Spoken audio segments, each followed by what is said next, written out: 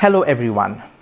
In this video, I would like to talk about the kind of issues we are facing with the visa delays that we have, specifically to do with study permits from the Canadian Embassy in India. Between 1st January and 31st of July 2022, Immigration, Refugees and Citizenship Canada, that is the IRCC, processed about 360,000 applications for study permits and recently estimated that it would process an additional 104,000 applications during the month of August and September.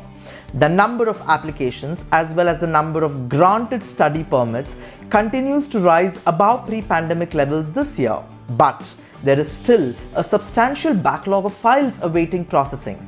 IRCC had previously reported that the backlog of temporary residence applications, a category that includes study permits and other temporary resident visa classes, had grown to more than 1.5 million files as of June 29th of 2022, representing a near doubling of processing volumes as of October 2021. If they do not receive their study permits in time, potentially thousands of international students may be forced to postpone the start of their programs this year. Universities Canada President Paul Davidson recently told The Globe and Mail that the magnitude of the current processing delays threatens Canada's competitiveness in the international students' markets. That's a real worry that we are looking at.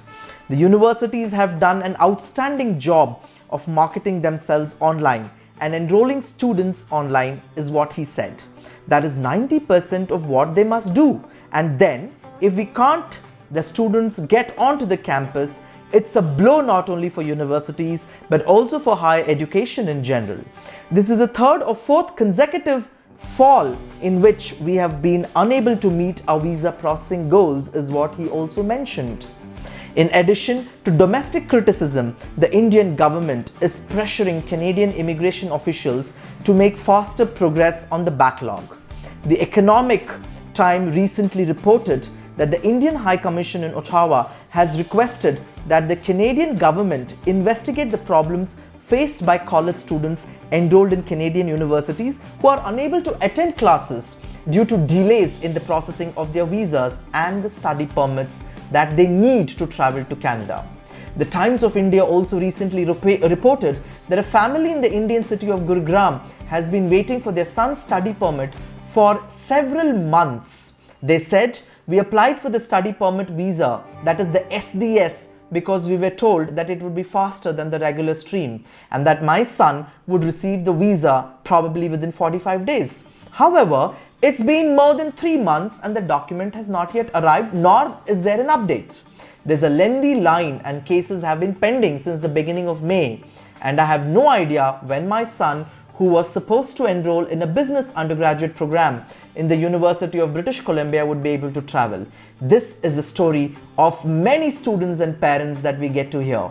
The Canadian government is implementing some measures, but I don't know how long it would go. In June 2022, the Prime Minister Justin Trudeau established a cross-government task force and charged it with addressing the massive backlog of immigration files of all types.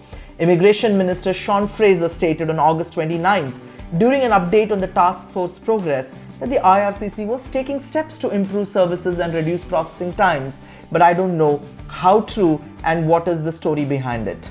The minister specifically mentioned the hiring of new 1,250 staff members during the summer and fall in order to increase the processing capacity as well as the continued streamlining of IRCC's operations in order to reduce the processing times over the long term. But Minister Fraser also stated families, communities and business deserve an immigration system that works for everyone. Through targeted investments to address the backlog, we will reduce wait times and work diligently to attract and retain skilled workers while continuing to assist communities across the country in gaining access to the talent they require, is what the statement from the minister was.